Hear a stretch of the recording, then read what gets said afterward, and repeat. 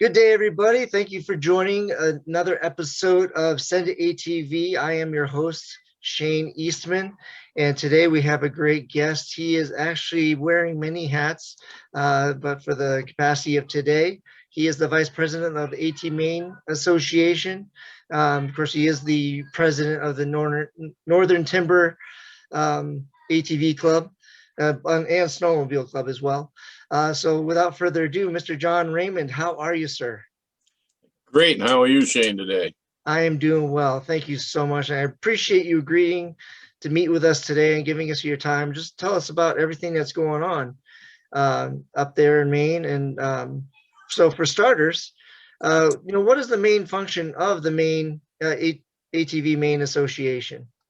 Well, ATV Maine Association, I become involved with it almost 3 years ago now.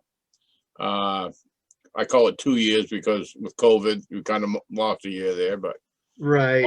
we're trying to be a unified voice for the safe and responsible ATV use in Maine, and to provide educational reward responsible ATV use, and to be unified voice in legislation regarding ATV use.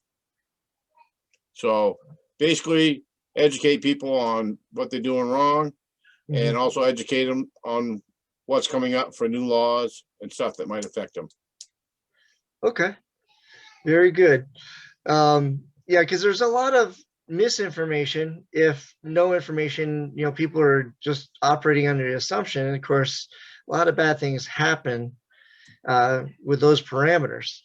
For example, case in point, I'll give you a quick case study of just me today. I was literally on the phone insuring two new machines I just literally purchased this weekend. And they were asking what state I was going to register in. I said, well, actually, I'm registering in both New Hampshire and Maine. It's like, well, you can't do that. I'm like, well, no, you're kind of required to. If you're going to ride on those trails, you need to be registered for those trails. It's like, well, I've been doing this for 13 years. And it's like, it might be true for street legal stuff, but when you're riding OHV and so forth, you need to be registered in the state you're going to be riding in. Sure, that's definitely true.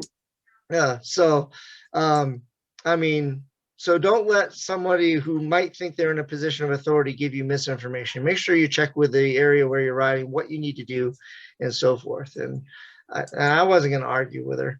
It was like, I've been riding in New England for all my life. So I just wanted to make sure that people don't listen to, and unfortunately, maybe learn the hard way through fines and whatever, because what someone may have told you may not be true.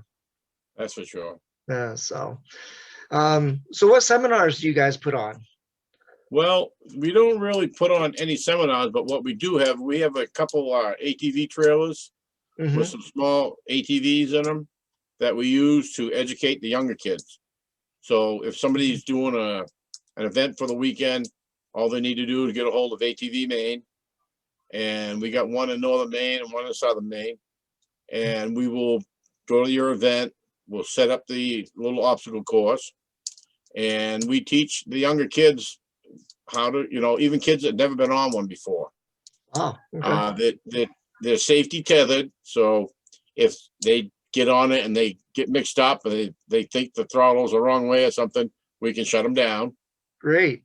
But and some of them have been kids that have gotten scared on them before, and we've gotten them back on them, and let them ride it and feel comfortable with it. And it's a nice service, and it's free. So if anybody wants that service, just contact ATV Maine, and we'll be gladly to do that.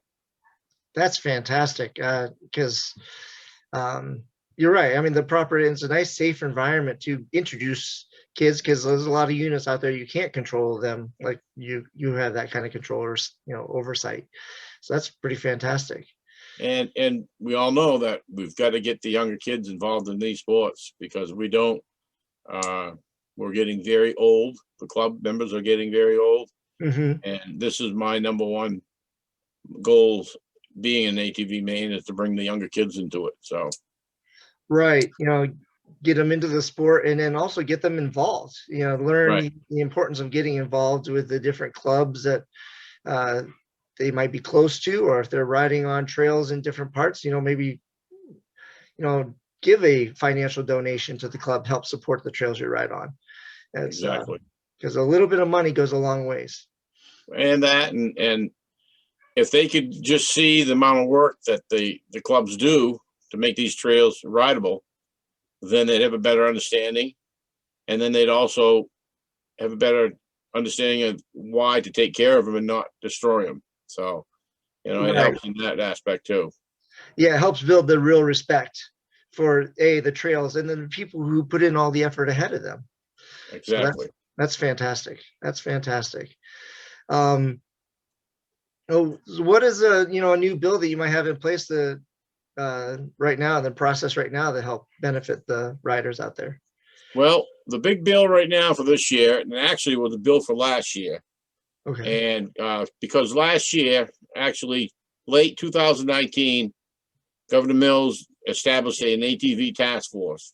It was comprised of landowners, large and small, some dealerships, and members of the ATV, Maine ATV, and the MSA, because there was issues with the landowners that they were having, and the whole goal of this task force was to iron out these issues.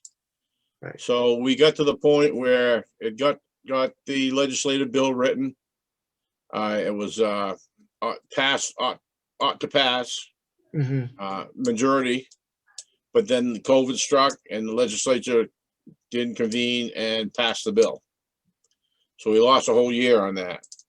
So LD 1439, it's an act to clarify ATV vehicle and establish regular maintenance of designated state approved ATV trails. One of the big issues we have in Maine was, for the game wardens and the people that are enforcing the laws, was there was no clear definition of what an ATV was. We had people that were taking fenders off Toyota pickups and stuff and registered them as ATVs. Well, the landowners, that's not what their original intent was, to allow ATVing. And we all know that it started as a smaller ATV, single one-person ATV, and it wasn't real wide and wasn't real heavy. So then fast forward about 20 years, we've got the inventor of the side-by-side. The Mahindra Rockshore kind of brought it to the forefront because it looks like a CJ Jeep and it weighs over 4,000 pounds.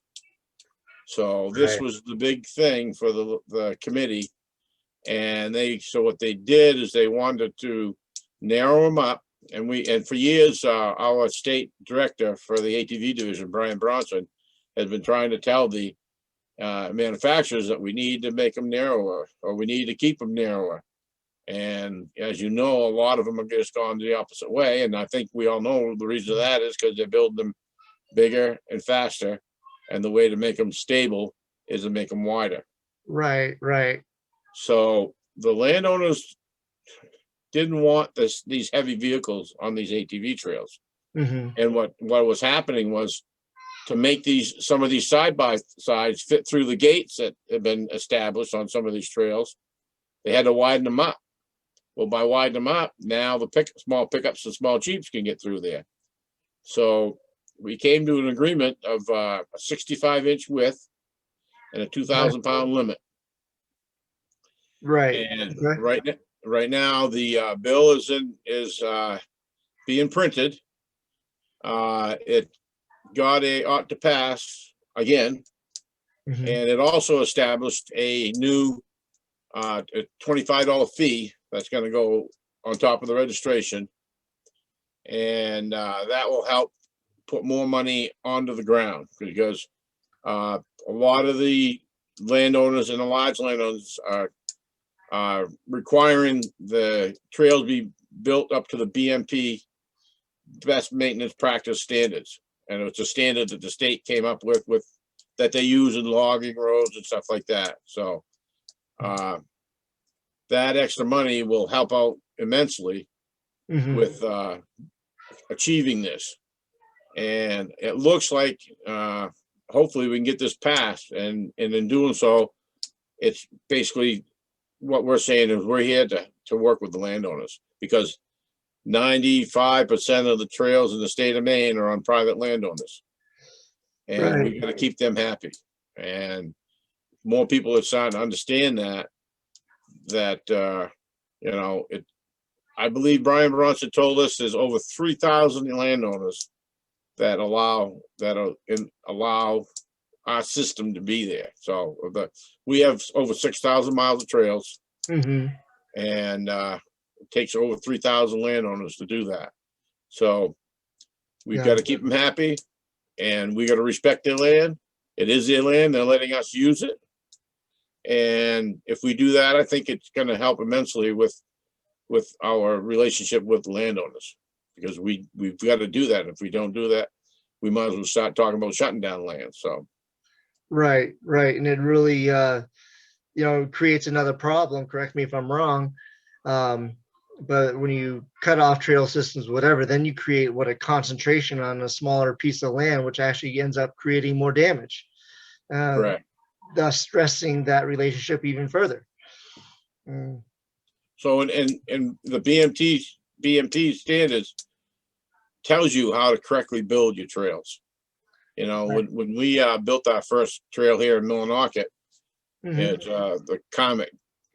We call it Comet's Katahdin Recreational Multi-Use Trail, and our trail is, a portion of it is both ATV and snowmobiling, but then a portion of it's just ATVing, because they don't need to go as far down there. They jump across the highway and go a different way.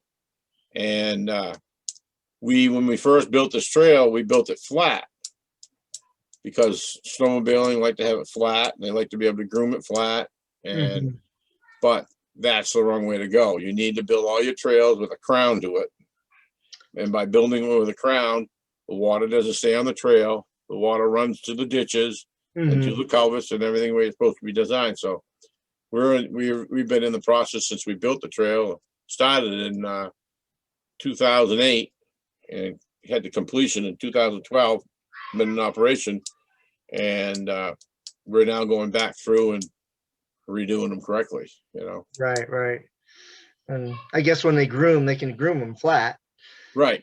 And right. So exactly. And so great. Now, so with that being said, let's change gears a little bit. I always ask all my guests, a best or funniest story that they've either been part of or witnessed as something that makes them shake their head today, that makes them laugh. Well, I had to think about that one. Had quite a few of them, but when we were building the Comet Trail, we had to. I mean, this was a trail that was we were given a GPS route. We went out through the woods and flagged it, and we ended up doing this right from scratch, basically. Wow. And as they were building it with the excavators and getting in there and building it, making it flat, and then we had our 16 miles of trails has got about 175 culverts in it. Oh. And it was an expense. We got over $500,000 in that 16 miles of trails. And so I took a friend of mine's bike one day, because I wanted to make a quick trip, and I wanted to go out and mark, because we printed up some signs that were going to be our mile marker signs. And not only had it mile marker signs, it had the name of the trail, had the uses on it, and it also had a GPS coordinate, so that if somebody got hurt, we would, they'd know approximately where they are. So if they had to have life flight or something like that come in. Right. So I talked to a buddy of mine, and I said, "Hey, could I use your Yamaha two-wheeler? Bike? I got to make a quick run, and I wanted to go out and I wanted to flag where the mile markers had to be. So I only had to go run 16 miles, but on the latter part of the trail, they hadn't got the culverts in yet. So I was kind of going down through, and then I kept moving. Well, I started down the trail. I didn't get probably 400 yards, and I dropped into a rut, pitched myself over the bars in the great big pile of mud. got up, brushed myself off, gloves are all mud and everything, got myself up. I said, wow, this is going to be a great day. So I ended up headed back on the trail, and I was marking them where each mile mark had to be. And then I got down right about the end of the trail, and there was one place that was where the culvert was out, not in yet. And I went down into it, and when I hit the other side of that banking, the bike just went into the banking. Oh, Here I am now. I'm all by myself, and I'm trying to get that bike out of there, and it's spinning and digging in the mud. And I'm like, what the heck am I going to do here? And I pulled and I tugged and and now I'm standing in this black mud, trying to lift up the bike, trying to get the rear end up because the front tire is up on the hard part of the trail. Rear tire is just buried. So I'm like, what the heck am I going to do? I don't have a coronary here pulling on this thing. Nobody around. So I called my buddy that I borrowed it from. I said, you ain't gonna believe this. What's that? I said, I got the bike stuck. And I've never done that in my life with a motorcycle, got it actually stuck. Right. So he sent his son out. And I walked out. There was just happened to be a cutoff road that went out to the highway that runs parallel with that trail. Okay. So I walked out there and I was sitting on the road waiting for him to come. And I'm like, now I'm covered with mud head to toe because of the flip that I took earlier in the day. And then the rest of the day, I'm standing in mud like up to my knees. And I get out by the road and I'm just covered with mud. And one of my neighbors goes driving by and he sees me and he pulls over and he says, what are you doing? I said, well, you're not going to believe it, but I got the bike stuck in there. And he said, well, do you want to ride home? I said, I'm not getting in your car like this. So I said, don't worry about it. My buddy's son's coming up to give me a hand. So we went in there and the two of us finally got that bike unstuck. And it took me a day and a half to clean it. It was like, wow, I've never in my life been stuck like that. And it's like, wow. And things you do when you're out in the trail alone, and you always think I'm just going to take a quick ride, make some marks, get things done. And it turned into a nightmare. Anything can happen. That's yeah. Yeah. I pulled and of course it just kept digging and more digging. You couldn't even see the rear wheel. It was so just buried in mud. Oh, wow.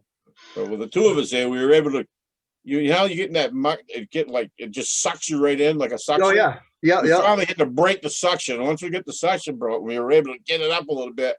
We got it out. Get up on the surface and such. Oh my goodness. I was going to have to leave it there, and I knew nobody was going to steal it because they couldn't get it out themselves. So, but yeah, a small army for sure. Yeah. Oh, geez. That's a story. Yeah. Things you do. Like I said, the first time, just pitching myself over the bars wasn't fun at all, I started coming and arms both went in the mud. And I was covered right up to my friggin' shoulders with mud. Couldn't believe it, Well, at least it was a soft landing. Yeah, it was. I wasn't going that fast. It just sucked me right down, tweaked that front end, and over the bars I went. That's one way to do a Superman, I guess. Yeah, it sure was. I say that now. I'll tell the kids I used to do them. not on purpose, though. Right. Yeah. Oh goodness. So as popularity of the sport increases, from your position, what are some concerns that you have? Well, my concern is getting enough young people involved with clubs, really, because they need to know that it's more than just buying a four-wheeler or an off-road vehicle and go riding. It's part of volunteering, and right. It makes you feel better about it when you do, and right now, and because I see this by being the vice president of ATV Maine, we go around the state, different clubs and stuff, and we hear all the same arguments, both on the snow sled side and the ATV side. I bet you I was at the MSA banquet last weekend, Maine Snowmobile Association.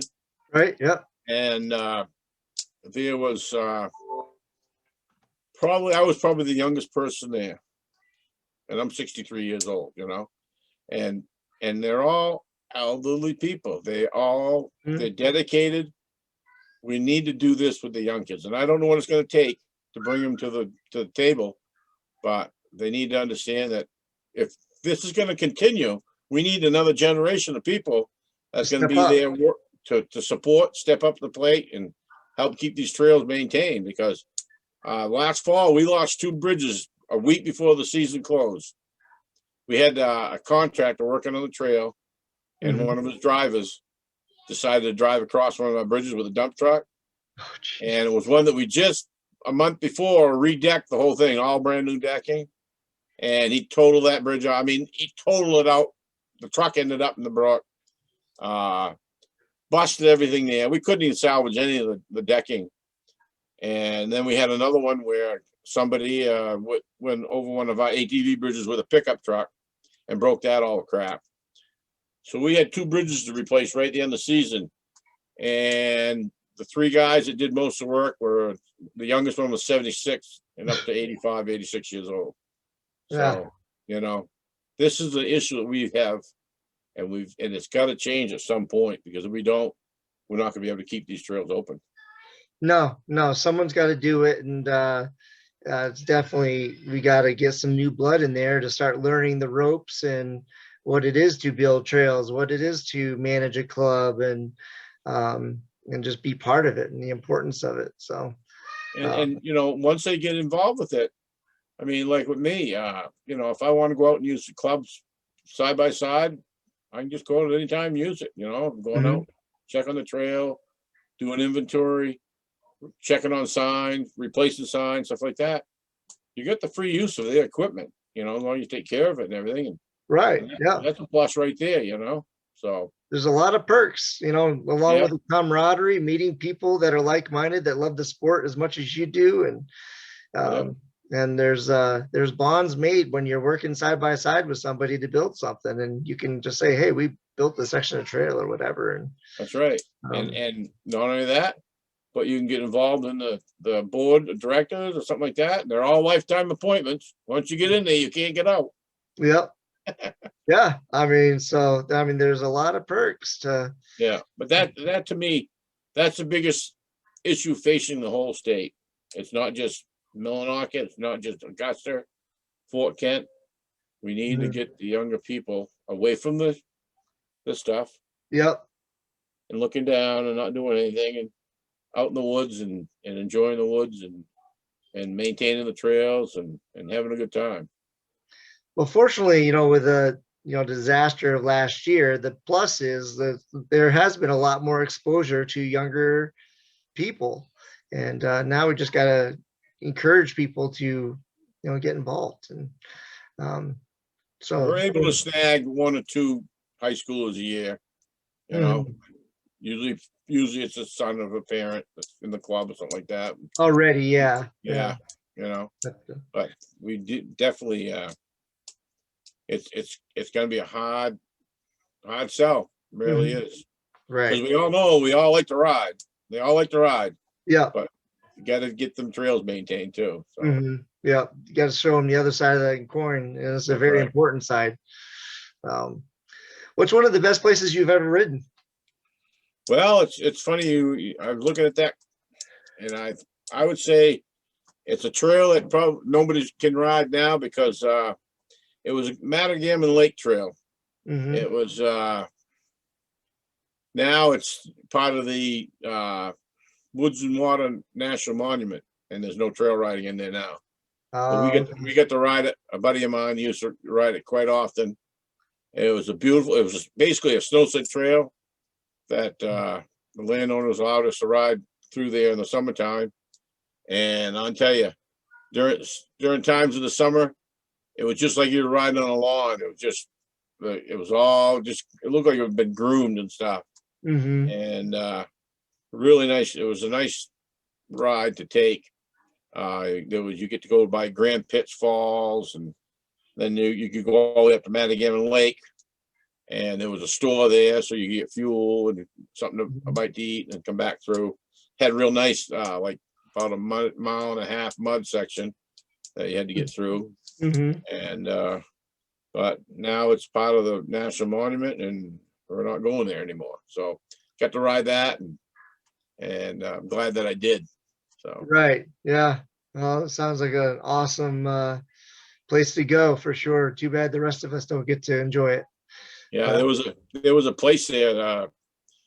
I'm trying to think. Bowling Pond Camps across the river, Hmm. and my buddy and I used to stop right around that area. And geez, one day this guy comes walking right out of the woods on us, jumped the crap out of us. We didn't know where he'd come from, and we come to find out he had a cable car that he could use, a single cable car. You'd hook it on. There was a cable Yeah. up there, and he scoot across the river on it. Oh, And wow. yeah, and my buddy Opie, he wanted to try it, so the guy let him try it, and it was weird because the cable had quite a bit of stretch in it. So when you Hmm. were going down, he was heading down. It was going down into like a loop like this, you know. And I started laughing. I thought he was going right in the water with it, you know, with his little extra weight there. But he had to get his feet up, and he scooted right across there and everything. And we laughed about that. But I said to the guys, "Geez, I was wondering how you got across the river and everything." He said, "Well, we got a kick." Now they built a bridge across there, so Oh, okay. nice Yeah. spot. Yeah, Hmm. but that was pretty neat. That is neat. Very Mhm. cool. Uh, what's one place you probably haven't ridden yet that you'd love to go ride? Well, I'm kind of I would like to go ride. I would like to take and say I've ridden all 6,000 miles of the ATV trails in the state of Maine. Hmm. And the reason I say that is I'm one of the few probably members that is a president of an ATV and snowmobile club and vice president of ATV Maine that I don't own an ATV or a snow sled. Oh. So I was into two world sports, Hmm. motocross and stuff like that, and rode all over New England. But I just with doing this and writing grants, talking to landowners, working on the trails, organizing all the stuff. Really not a lot of room to find a ride right now. And I think once I'm looking at retiring another year and a half, and I think when I do, I'll pick something up, and then I can go outside doing some riding, you know. But right now, it's probably the trails, and I'd like to say I've ridden all the trails in the state of Maine. That'd be a great feat, and Yeah. I know you can do it. Yeah, just Oh you yeah. mind to it. It can definitely get done.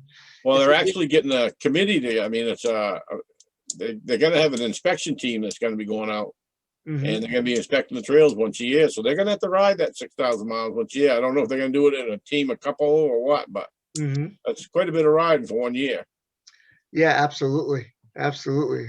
We'll have to talk about that maybe and see about how we can get that done. Right. Mm. So, Yeah.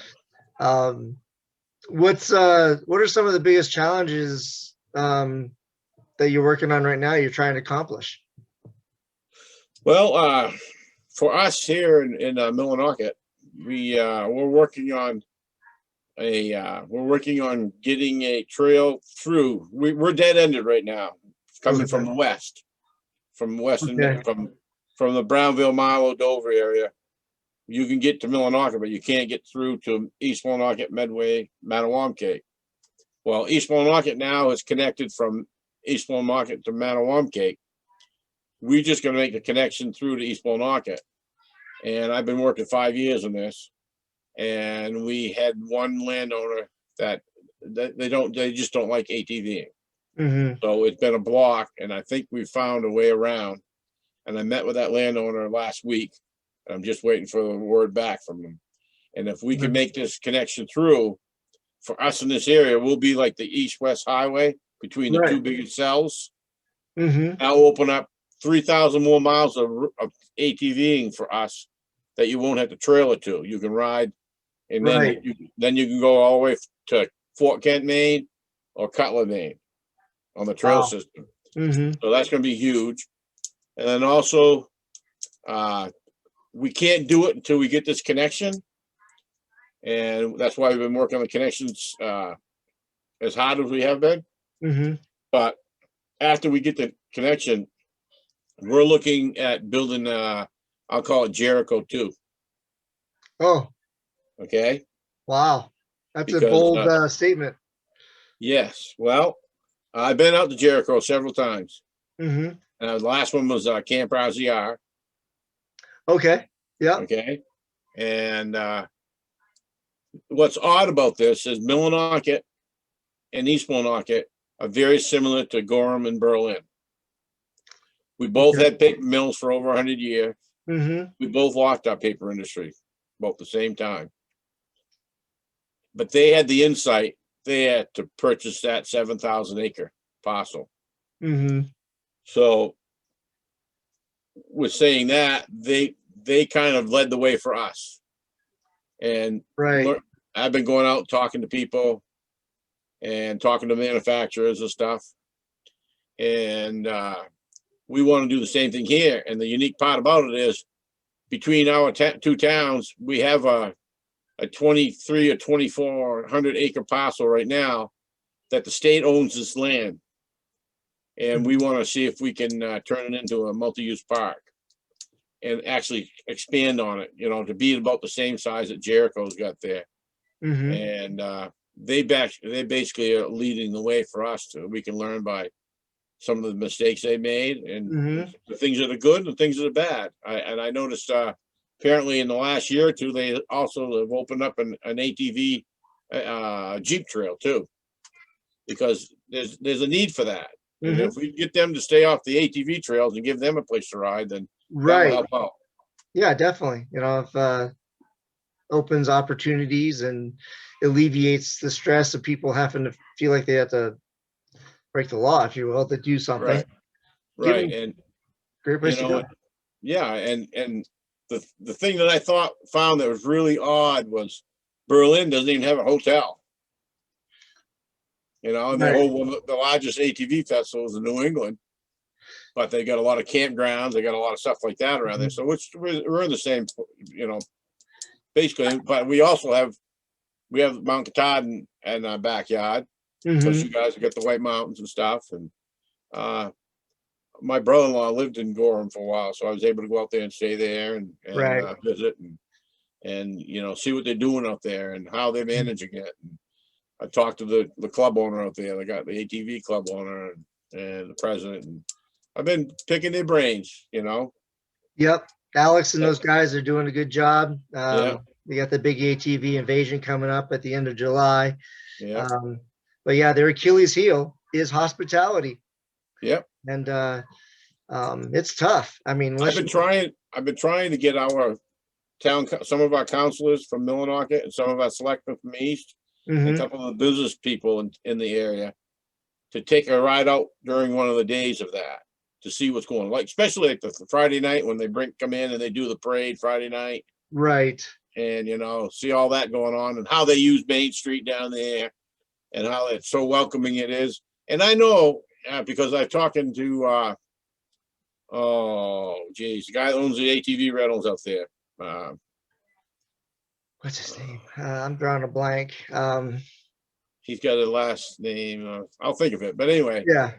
he uh, he said, you know, they've had some growing pains. You know, and there's Mhm. been some issues with some people, you know, complaining. And of course, when you bring that many ATVs in an area, there's going to be issues. You know, Sure. but Sure. it's definitely a big economic boost for that area, and it's crazy, it And really is. Maine needs it. And Maine needs it. Growing up from there, I know how badly Sure, Maine needs the economy. right, Uh, right. So you know, we had a booming paper industry in this area. mhm. We lost it all.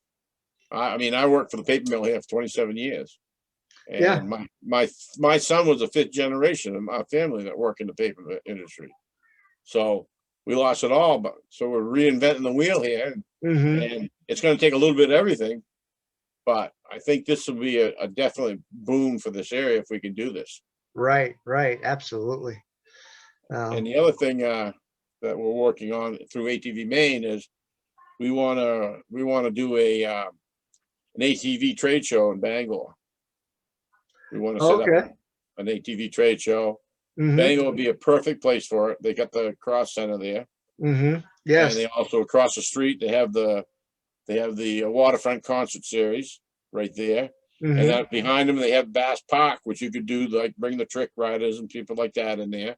So it's really good location. We've been several years. We have a booth at the MSA trade show for the snowmobile in Augusta, Mhm. and it's been a nice trade show, but it really can't expand like you can in Bangor. So I think Right. we've been talking, I've been just getting talk started with them, Mhm. and we're looking at probably 23, 24 pulling something off. So That would be fantastic. That'd be yeah. fantastic. It'd be quite the event. Ray Um, Bergeron's the guy's name. He owns a shop up there that rents out ATVs. yes. Yeah, Yes.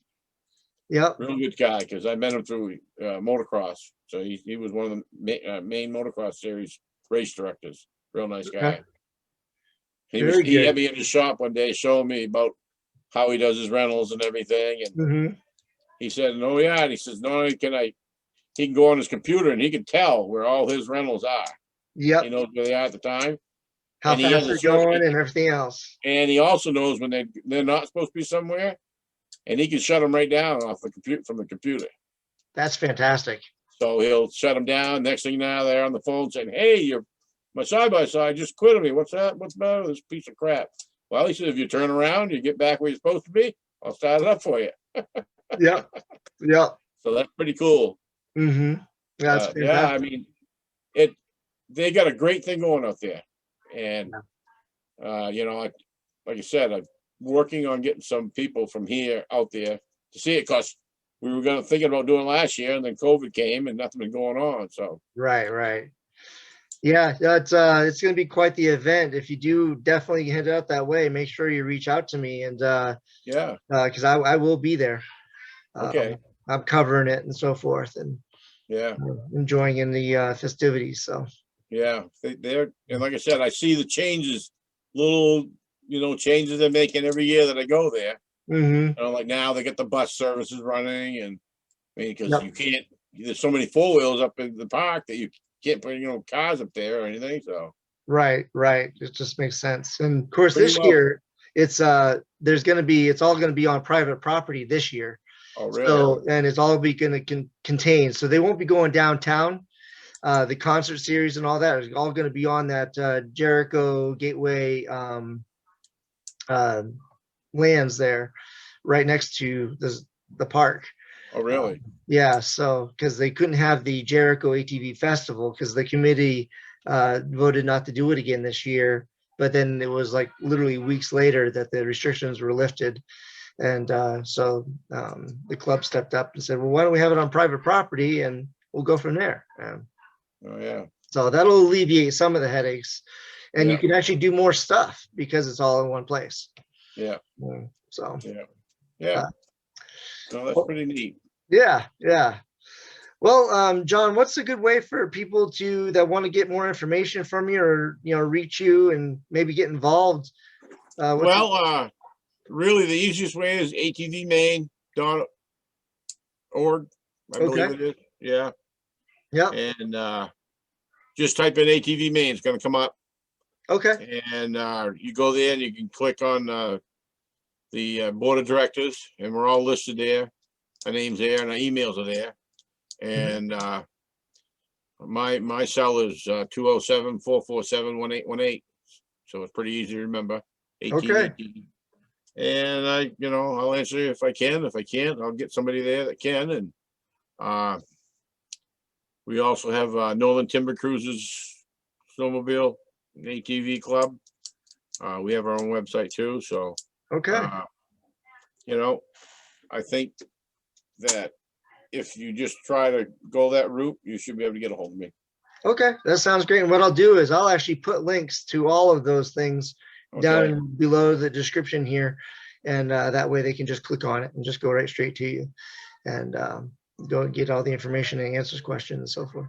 Okay. Well, John, thank you so much for your time today. And hopefully someone can learn the benefits of getting involved. And, Well, I think Shane that we can definitely, I think I'm glad to see something like this that you're doing because we got to keep getting the word out to the younger people, and they're into this type of thing, podcasts and anything over the social media. Yep. So it's good to reach out through them that way, and we'll keep plugging forward and see what we can do. All right. We'll do. Thanks again for your time. Have a good one. Okay, yeah, you too.